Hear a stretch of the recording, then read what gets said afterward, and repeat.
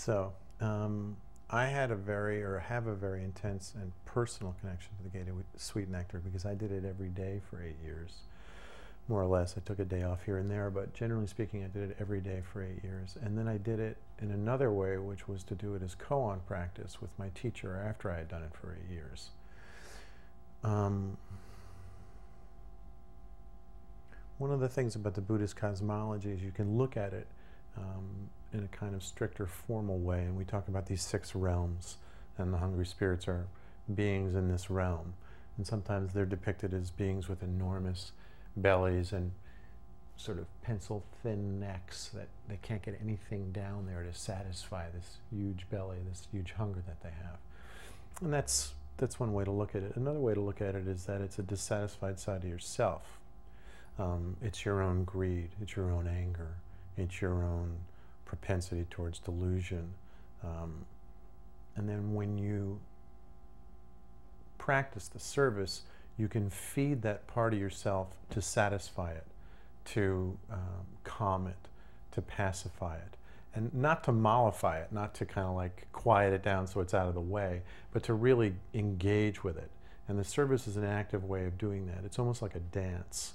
So when the officiant's performing the ritual of using the mudras and then approaching the altar and coming back to the top of the bowing mat that the officiant stands at during the service, what they're really doing is embodying the mandala, right?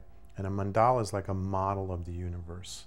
And in this particular model, there's these 5 Buddha families that we're going to call into being. And they're called into being each time you do the service. And they're really just different sides of ourself. So there's this unification family that we call into being, and the livelihood family, and the Buddha family, and the study family, and the karma, or the social action family. So the ritual is a way of doing it in community, and you can also do it by yourself. You can perform it alone at home, or anywhere for that matter. One of the things that Bernie Glassman said, who's really the one who's responsible for making this a daily ritual, was that for him, the manifestation of the Gate of Sweet Nectar was to go out and live homeless on the streets of New York or somewhere else and do a homeless retreat and live there for 5 days. So there's a variety of ways you can come at it, depending on what your needs are and what you're trying to address, either in society or in yourself. All right, so koan, one way of looking at koan, right, there's 2 ways that I always taught about the interpretation or the translation of the word koan. One is that you could translate it to mean an absolute proclamation from the government. And another is making unevenness even. And then when Bernie was teaching, he used to say that he really thought about it as making evenness uneven. So koan is really a practice of putting yourself into something and embodying it to the extent that you can have an experience of realization. And it's a realization of a deeper or a more absolute side of yourself. So to do the Gate of Sweet Nectar as a koan practice, we would break it down line by line. Sometimes you could actually present the line as a koan. Sometimes you would just do something where you would say, now what's the most important word in this line, or the most important concept in this line? And so it was just a way of really getting intimate with it. So not every line functions as a koan, but a large portion of them do. You know, being one with the Buddhas in the 10 directions is a great koan. How do you present that? How are you one with the Buddhas in the 10 directions? And how do you do that without being kind of presumptuous and assuming some posture of enlightenment about being the Buddhas in the 10 directions, you know, because that's really not it. And that became a long series of interviews that I had with Bernie. It probably took 1.5 years or so, maybe even longer than that, to get through all of it. Well, you know, to the extent that I became the Gate of Sweet Nectar while I was studying it, and I'm probably not the best person to judge how much of myself I actually put into it, or whether or not I became it totally, but you know, my conviction or my aspiration was to really throw myself into it. And so I like to think that it changed me in the process, and that I have a kind of daily pragmatic carryover. You know, when you look at the 5 Buddha families, it's a way of, one of the ways to look at the 5 Buddha families is to say that it's a way of organizing your own universal perspective.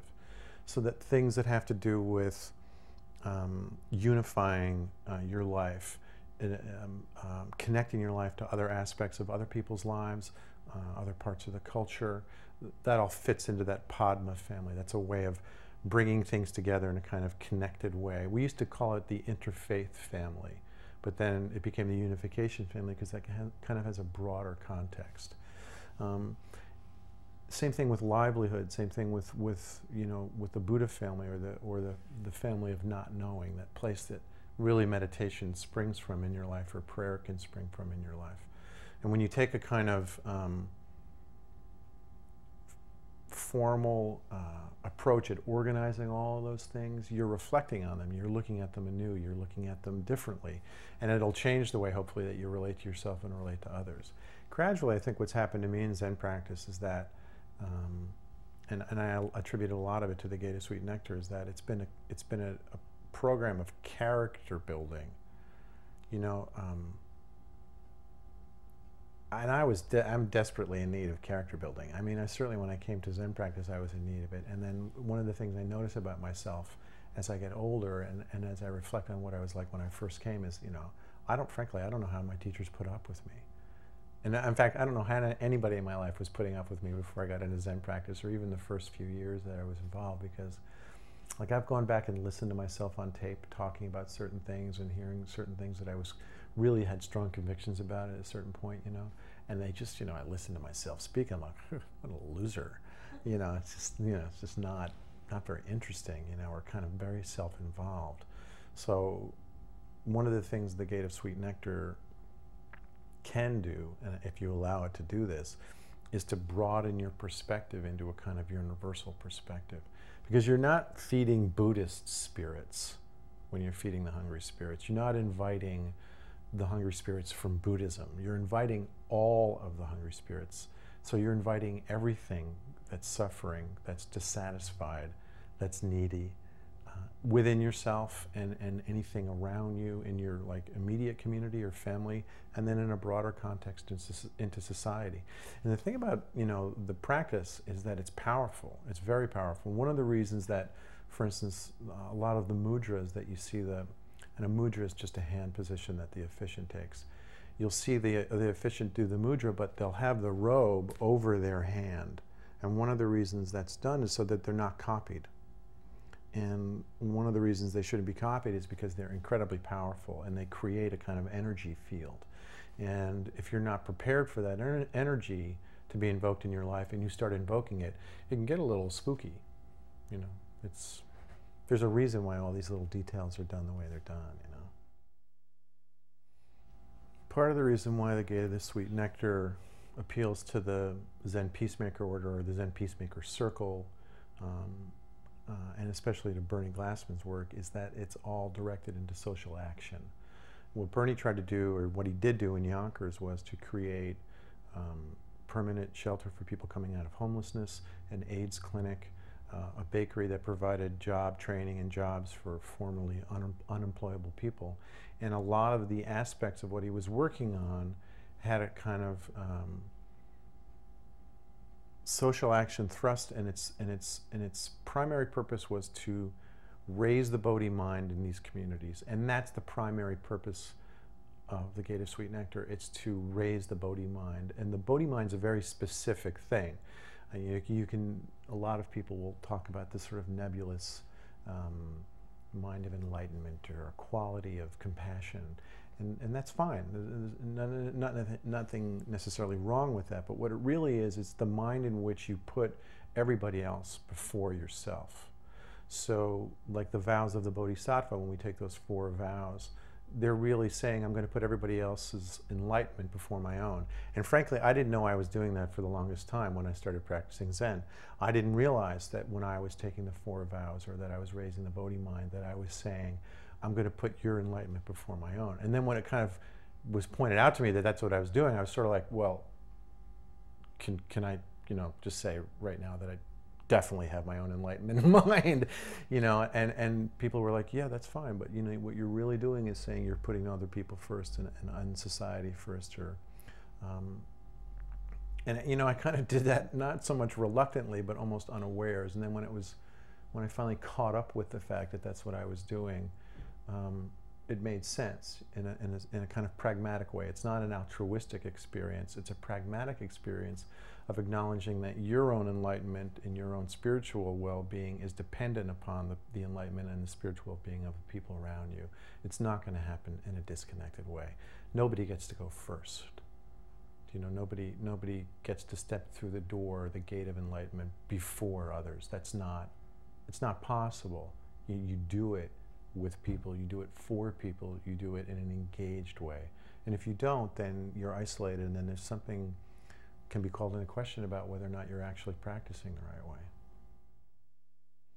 So during the Gate of Sweet Nectar, you watch the officiant, and they're engaged in several different mudras through the progress of the service. And the mudras are ways of invoking energy. So there's a mudra where your hands are like this, and there's another one where your hands are like that. There's one where your right hand's like that. There's one where you snap your fingers. There's one where you invite the hungry spirits like this. All of those mudras are designed to create a kind of energy field and an energy experience for the officiant to embody the 5 Buddha families. And it's part of the visualization of the 5 Buddha families, and it's also a way of invoking the Buddhas and the Bodhisattvas and the guardians of the Dharma, as it were, to come and join the service, you know. So, and these are ancient sort of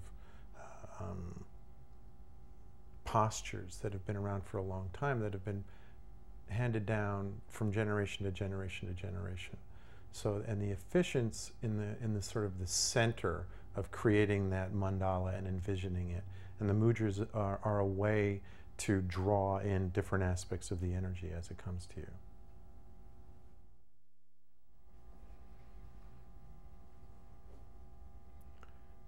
When you offer food to the hungry spirits, what you're doing is enlarging the meal so that it can satisfy everybody and everything that needs satisfaction. And it's a way for one person or a group of people to address what they think are the needs of the world around them. And I once heard Thomas Merton talk about the Mass, the Catholic Mass, and his friends were kind of curious about all the little different aspects of what was happening and why they happened the way they happened. And he said for him it was like a ballet. And this is a dance in which we, in the case of Catholicism, we transubstantiate this bread and wine into the body and blood of Christ. And in the Gate of Sweet Nectar, it's actually very similar. There's a kind of transubstantiation where this limited meal, this rice offering that the officiant's going to incense and then offer up as an expression of the raising of the Bodhi mind, actually is enlarged during the service, and it's enlarged in a universal sense so that anybody can come and get it. And I think one of the things that Bernie talked about, or meant when he talked about going out into the street, was the manifestation of that, was that his expression of the feeding of the hungry ghosts, his expression of raising the mind, was first to go out and live homeless, not to pretend to be homeless, but to sensitize himself to what the issues of homelessness were, so that if he was offering permanent housing for people that came out of homelessness, he'd be able to have at least gleaned something, at least picked up on some aspect of it. And it was a way of physically expressing what he had been maybe metaphorically experiencing while he was doing the Gate of Sweet Nectar. So it can have that kind of relationship. So you can go out and decide that you want to get into a neighborhood community garden project, and that's a way of raising the Bodhi mind and satisfying dissatisfied spirits. And that inspiration might come from you from doing a service like this. So it has that kind of relationship to like social action for us. And so we go out and we do those types of things, and then we gather together for the service for inspiration. And there's also a kind of solace and healing that takes place in the service in a personal way. You know, your issues can get kind of shifted inside of you, and there's a kind of personal healing that takes place that hopefully kind of spreads over to the rest of your community or the rest of your life. Well, in a way, to really get the energy of the service, you have to do it, and you have to do it for a while, and then you can start to feel what happens, because there's a progress to it. It's almost like a play. There's an introduction of the Buddha as they're invoked, they're called in. There's this raising of the Bodhi mind that takes place. There's the invitation to all the Tathagatas, right? The Buddhas of all the different realms to join us. The Bodhisattvas are invited to join us. Then the 5 Buddha families are invoked, which means that each Buddha from those families is invited and embodied by the people practicing in the service. Once all of those elements are clear, then you've raised the Bodhi mind and you acknowledge that. Then there's the communion aspect, which is what this phrase, Om Bojishi Tabodaha Dayumi means. I am the Buddhas and they are me. It's a communion with the Buddhas at that point, where you're surrendering your own identity into the identity of the Buddhas. And then there's a kind of, descending third act coda after that, where you dedicate the merits of everything that you've just invoked and in spirit and kind of experienced in body and spirit, and you're dedicating the merits to the different aspects of society around you that you feel need attention. You give the merits back to the Buddhas, back to the Bodhisattvas, back to your family, back to your community. And in our case now, there's also a spontaneous merit dedication that's done where the head chanter will just decide to dedicate the merits that day to victims of suicide bombing, victims of the war and terrorism. And that kind of keeps it fresh, that experience. It keeps it real and it keeps it connected to a larger world. So the energy that comes out of that is something that you have to experience. But basically, what the real energy gets down to, if I was going to describe it or try to articulate it, it would be, what can I do? How can I help? That's the energy that you get out of that, I think. I think the most important thing this video can do is introduce people to what ritual can mean in your life, how it can have a religious context, a personal context, and a societal context. And the other thing it can do, in a sense, is demystify ritual. One of the biggest teachings about Zen is that everyday life is the enlightened way.